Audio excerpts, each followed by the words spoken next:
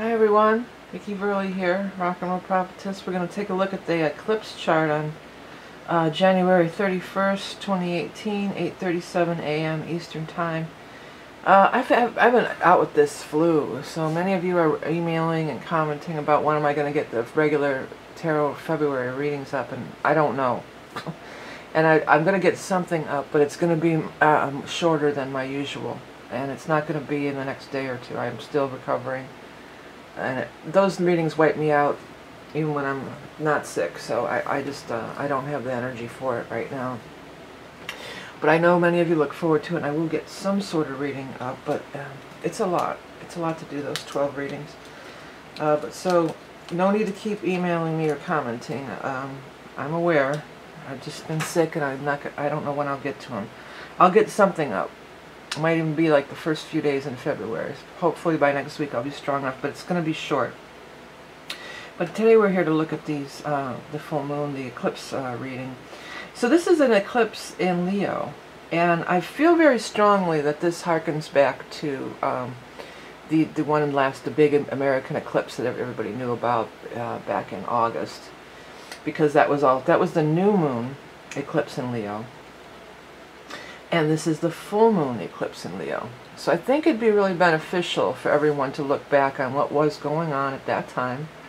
And, you know, what was going on at that time, what initiated, what did you try to start, what did you start, what didn't get off the ground. The full moon, the new moon initiates, the new moon is the seed that's planted, and then the full moon does one of two things. First of all, it brings things to culmination. So something that was started back then could come to full fruition now, and it could be very favorable and very positive. But also, it might be something that you have to let go of, because full moon, it begins the waning, begins the releasing cycle, and often full moon eclipse, astrology 101, full moon eclipse often will eclipse something out of your life, so that could happen too. Let's look in here a little deeper. There's not a lot of outside stuff going on, really. It's at 11 degrees, Aquarius, 11 degrees Leo. The moon's at 11 degrees, and the sun will be at 11 degrees Aquarius. And of course it's conjunct the nodes, which is why it's an eclipse. So these nodes are getting activated. The nodes are in a wide orb. They're not really squaring that Jupiter too tight anymore, but they've been affected by that quite a bit. Everything's moving out of Capricorn. Remember, if you watched the last chart we looked at, everything was really in Capricorn, all the personal planets. And now almost everything has moved on. We've got just the only thing left in Capricorn still is we got Pluto, Lilith, and Saturn. That's an interesting combination, and they're going to be there for a while. That's going to be going on for a couple years at least or so.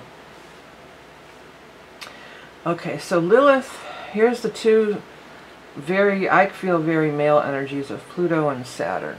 Very male energies, especially in the sign of Capricorn, very much the patriarchy, very traditionally male energies and old. Capricorn rule is father, and Saturn is father time, and it's the old people, the old way, the old, you think of the old man with the long white beard, And Lilith is in the middle of them there. Lilith is going to shake things up there. That's what it seems like. Lilith is really going to shake things up. Lilith is going to, because Lilith doesn't want to be dominated by the man. That's her whole story, right? It's just like, she's not going to be dominated by Adam.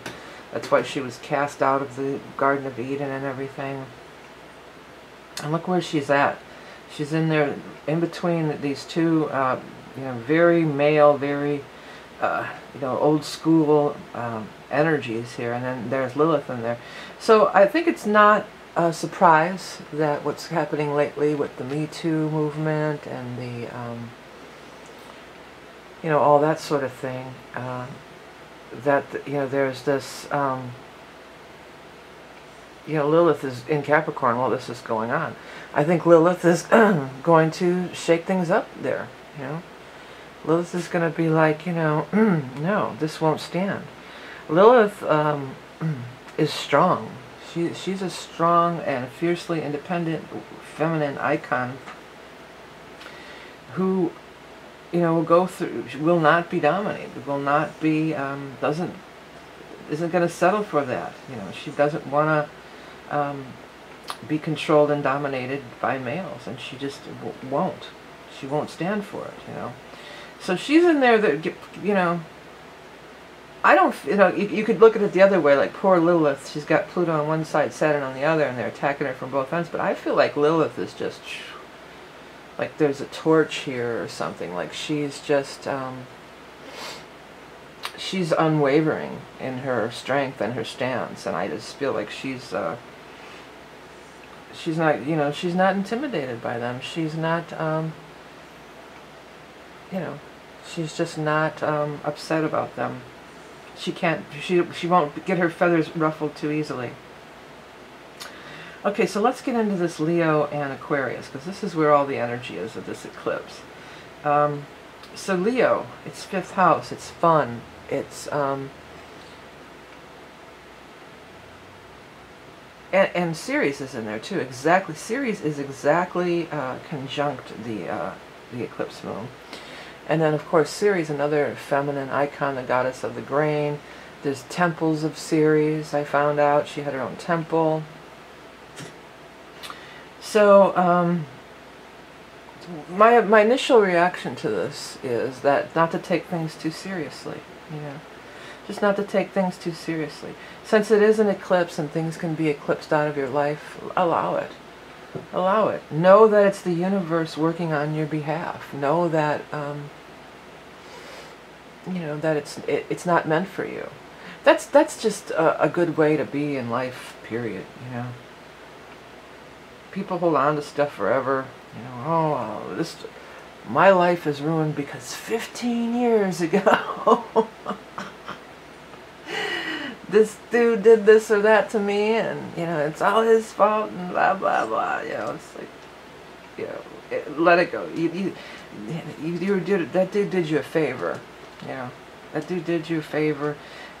So if something is sort of like, if you feel like something is ripped from you or taken away, just look at it like, this is doing me a favor. This is clearing out something, excuse me, hey, dog is eating the cat food, sorry about that. He thinks I'm doing the reading, I'm not going to stop and bust him, but I just did. No, you know that's not your dish, get out of there. Yeah, so something could be cleared out, but it would probably lighten your load, because the 5th house, Leo energy, you know, Leo, 5th house sun, this is a lightening. This is being lighthearted. This is making way for fun in your life, to be more childlike, to be more open, to be more lighthearted and free, unencumbered. I know it's the sun, and it would be the sun card in the tarot, but what's coming to mind is the Fool. And of course the Fool is not foolish. Let me find that Fool for you guys, and let's take a look at that Fool. He's not foolish. He's just of light heart. Fool doesn't have a lot of baggage. He has that little bag, and that's it. And he also has that little dog with him. And we are, after all, in the year of the dog. Let's see if we can bring the Fool into focus here. We are in the year of the dog, for Chinese astrology. But, like, you know, he's going to walk off the cliff, but he just knows that the universe is going to support him. He's not really worried about it, you know. And his little dog's there. And the little dog, to me, is like being like puppies, you know. Do you think, you know, take the energy of a puppy. A puppy isn't, a puppy's, you know, the happiest thing in the world, practically, you know. They're just playful and fun, and, you know, how can you not smile and laugh when you're around puppies, you know, or even watching puppy videos on the internet, puppy and kittens, right? So it's this youthful energy. It's because this is 5th house's children. It's this youthful, it's this fun, not taking things too seriously, You know, with all this Capricorn energy and Jupiter and Scorpio, you know, everything's so serious, and, you know, Leo's just like, hey, lighten up. So what? You know, what's that? So what? Who cares? Who says that? Joy Behar. Who cares? It's kind of that energy. I like her. She reminds me of my mom so much. My mom's been passed. My mom was a Leo. And Joy Behar reminds me of my mom so much. How my mom used to joke around with the customers at our bar. But I digress. I don't even know. I think she's a Libra, if I'm not mistaken. But I don't know why I brought it up. But because she always said, oh, so what? Who cares? But that's kind of the Leo attitude. It's just like, so what? Who cares? You know, there's fun around the bend. There's a new adventure just waiting to happen. I think the biggest thing, if you want to bring this down to a personal level, is to look back at that that eclipse in August of 2017. And, you know, keeping journals is a great idea. I've been doing it for 20 years, you know. I usually get my Maynard every year, and I write all my aspects in. I have these going back more than 20 years now. So I can go back and look and say, well, what was going on for me this or that time, you know. And it's helpful because then you know how it relates personally to you. Then you know, well, this is what happened in my life at that time. Because you could try to conjure it in your brain and remember, but I've got some major stuff coming up. I've got a nodal return coming up, and Saturn's on my sun actually today. Saturn is on my sun as I'm recording this. So I got some big aspects going on in my chart, and I'm just trying to remember, well, what was going on then? Yeah, I think this or that. Then I look at my book, and it's just like, oh wow, there's all these little details of things that I completely forgot about. It's like, oh yeah, I forgot this was going on, that was going on. People that I don't even forgotten about. Oh yeah, that's right, I was hanging out with them all the time. So there is benefits to doing that, and I recommend that you do it. But in any case, hopefully you can remember what happened last August without too much having to go back into your notes, because I feel it very strong for just about everybody that it's going to be related to that. There's going to be some relation to that. Okay, so now let's look at all this Aquarius stuff. Wow, we've got Mercury, the Sun, the South Node, Venus, and Juno, all in Aquarius. I think this is welcome energy too, because all that Capricorn was so heavy. It was just very, very heavy energy. And so this is lightening up a lot. This is also because it's all surrounding the South Node on both sides. I mean, Mercury's not conjunct, it's at 0. But the Sun is conjunct the South Node. Venus and Juno, excuse me, are conjunct the South Node. So much of this is concentrated on this South Node in Aquarius. So this is, I think, a lot of this is our galactic past. I mean, many people are opening, and I said I was going to start doing some disclosure videos, and I totally am, but I've just been sick, so I haven't got to it. I haven't even barely got to my regular stuff. You know, doing readings for paying clients is #1. The free readings and the extra videos is not #1. That falls way down, okay? But, you know, our galactic past, our, oh, sorry about that. Let me hit this off button on that one. Sorry about that. You know, where we've come from as a collective, because Aquarius and the 11th house energy, Aquarius, 11th house, Uranus, 11th house here, this is all about us as a collective. This isn't about me and what's mine and how I can climb to the top of the ladder. This is us as a group, excuse me.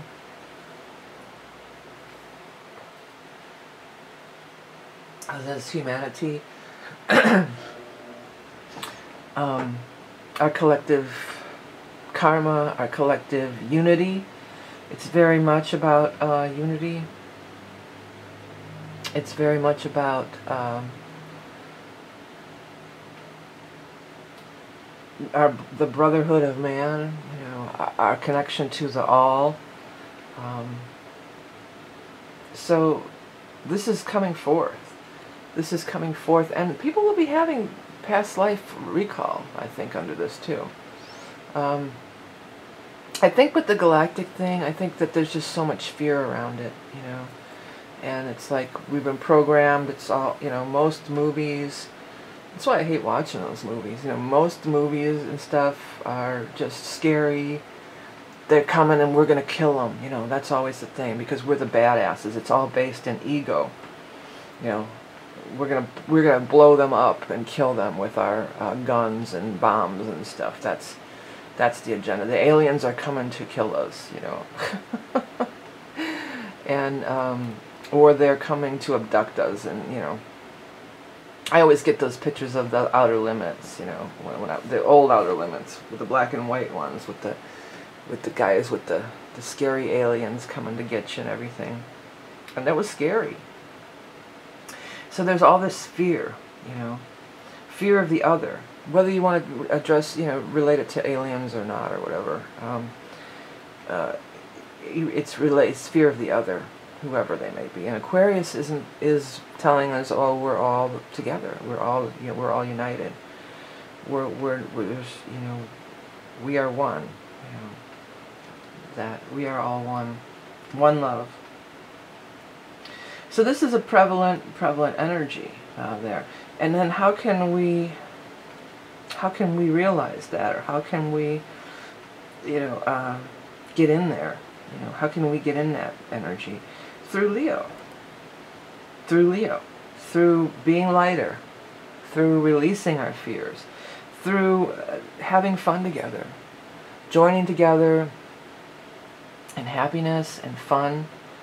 And doing things that we enjoy, because there's got to be common ground of things we can enjoy and have fun together, and that's always going to be the way that we can, you know, be lighter. This is about being lighter. This eclipse. This is so.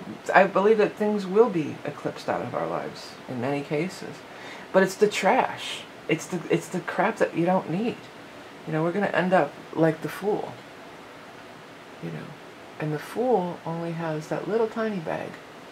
He doesn't have he's not carrying around these huge burdens like the Ten of Rods. He's carrying around, you know, just his little sack. He's just got his little sack of goodies, you know, not like this guy who's trying to carry that giant burden, you know. He's in a different place. He's in a lighter place. And I think that that's the positive way that this can manifest, or we can use or utilize this energy. Try to be lighter. Try to see the other person's point of view. Try not to, because with the Leo energy, the downside of the Leo energy, it can bring about tremendous egos, you know. So if somebody's coming off and they have a big ego and they need a lot of, you know, stroking, or they're insisting that they run the show, they gotta, you know, they're the king or the queen, you know. Just, you know, it's not worth struggling over. You know, it's just like, let it go. Let them have their illusion of grandeur or whatever it is, you know. And just take the other side of that. Be the lighthearted soul. Alright, anything else real quickly that we want to talk about? We have Jupiter squaring Venus. Yeah, that Venus and Juno together is kind of nice. They're sort of similar energy. They're both like goddesses of love, beauty, harmony. So I think that's a real nice energy to have on the South Node. And then with the Sun and Mercury on the other side. With the Sun and Mercury, I think that we could have some real communication, some real understanding, some real clarity, some real realizations. If you're interested in that, you know, if you're interested in that, this is a tremendous opportunity to realize more and to grow to a higher level, you know, and to get to the next level. If you want to be right, and that's what matters, and you want things done your way, and you're the best, and you're the one, then, you know, you may not get much out of this. You will stay, you know, you'll stay in that mode. So there's great opportunity for progression, for spiritual growth, progression, expansion of consciousness, moving to the next level, joining with higher levels of consciousness and beings, you know, with all that Aquarian energy and the South Node being there. So it's really a matter of how you want to use the energy. It's just that. It's always that. You know, that's always the case, you know. But Leo and Aquarius are the emphasis, you know. Fun, lighthearted, childlike, unencumbered, creative, romantic, humanity for all, joined together, of all, belonging to the group of whatever, the group of humans, the group of galactic, the group of your family, your peers, you know. It's also at a personal level, it's money from the career, the 11th house is too. So, I mean, I don't know how much that would apply unless you're 0 Aries rising. So, because you have to take this on a bigger level. You know, that's always important too, to apply this to your house, that your rising sign, your natural rising sign. You know, so, and something could be eclipsed out of your life in that area of your life. And it depends on if it's your 5th house. You know, it could be some kind of fun activity or romantic, creative. You know, 1st house, some self-realization. 2nd house, your money. 3rd house, you could get some news. 4th house, you could move. 6th house, it could be work or house. 7th house, partnerships. 8th house, money and sex. 9th house, education, long-distance travel. 10th house, career. 11th house, groups and friends. 12th house, the subconscious mind. So apply it to the house that it belongs to, and that should help you. Okay, I'm going to wrap it up because, as I said, I'm not feeling too great. I want to save my energy for the readings. So this is the eclipse. If you want to check out my